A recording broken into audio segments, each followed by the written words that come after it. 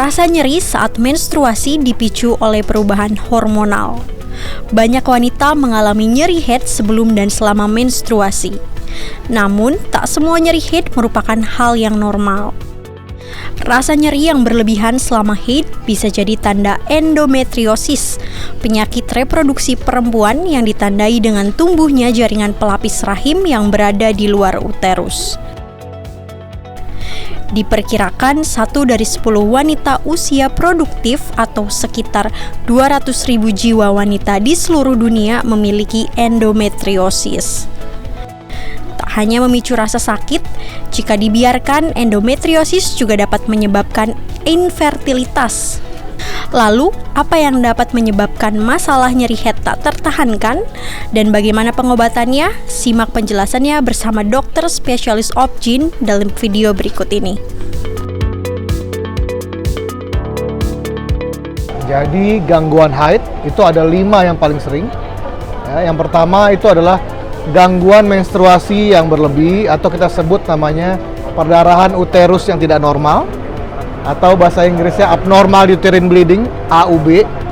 Ya, itu bisa disebabkan karena permasalahan polip, miom, adenomiosis, ya, atau yang tidak dapat dilihat seperti gangguan bertelur, gangguan karena penggunaan pil KB, ya, atau gangguan dari dinding rahim. Itu yang pertama. Yang kedua adalah nyeri mens atau kita sebut dysmenorrhea. Ya, dari awal pertama kali wanita mendapatkan mens hingga dia masuk ke usia reproduksi, ya, ada yang disebut namanya nyeri mens primer, ada yang disebut nyeri mens sekunder. Ya, nyeri mens primer itu biasanya pada yang awal-awal dapat mens, ya, di hari pertama kedua mens, ya, dengan pengobatan anti nyeri udah hilang. Kalau nyeri mens yang sekunder, ya, dia dari sebelum mens, saat mens, dan setelah mens nyeri terus. Minum obat juga masih tetap nyeri. Nah, salah satunya yang paling sering adalah endometriosis. Ya. Jadi nggak semua nyeri mens endometriosis, tapi nyeri mens yang berat dan yang sekunder salah satunya adalah endometriosis.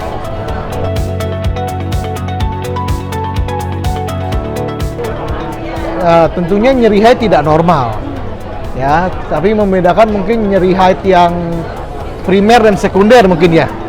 Oke, nyeri haid yang primer itu biasanya didapatkan pada wanita yang awal-awal mendapatkan mens, ya, dari remaja hingga usia sekitar 24-25 tahun. Biasanya nyerinya muncul di hari pertama dan hari kedua mens. Dengan obat anti nyeri dia udah hilang. Dan yang keempat, ciri-cirinya adalah nyerinya berhubungan dengan jumlah perdarahannya. Jadi kan pertama, kalau mens kan banyaknya di awal-awal kan, ya, hari pertama kedua, ya. Setelah udah mendikit nyerinya nggak ada. Nah, itu ciri khas dysmenorrhea primer atau nyeri mens yang primer. Yang kedua, nyeri mens sekunder. Itu ada penyebabnya. Kalau di USG ketemu miom, ketemu adenomiosis, ketemu kista atau endometriosis. Nah, itu nyeri mens sekunder.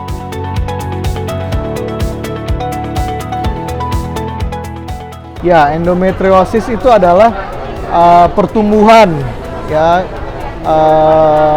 adanya pertumbuhan jaringan yang menyerupai dinding rahim di luar rongga rahim. Ya, bisa di permukaan rahim, bisa di indung telur namanya kista endometriosis, bisa di otot rahim namanya adenomiosis, atau bisa di jaringan-jaringan sekitar rahim namanya endometriosis susukan dalam.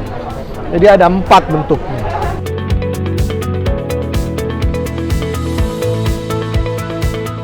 Oke, jadi ada 3 gejala yang khas pada endometriosis.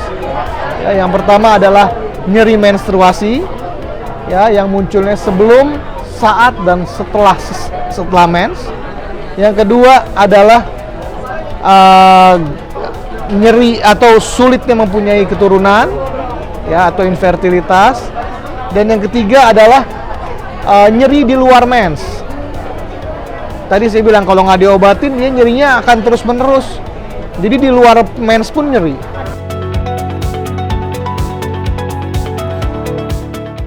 Oke, jadi yang dibilang kista itu adalah adanya tumpukan cairan ada dalam suatu rongga. Ya, endometriosis merupakan salah satu jenis kista. Ya. Endometriosis salah satu bentuknya adalah kista. Ya. Bisa dia di dinding telur, namanya kista endometriosis. Kista indung telur, jenisnya endometriosis.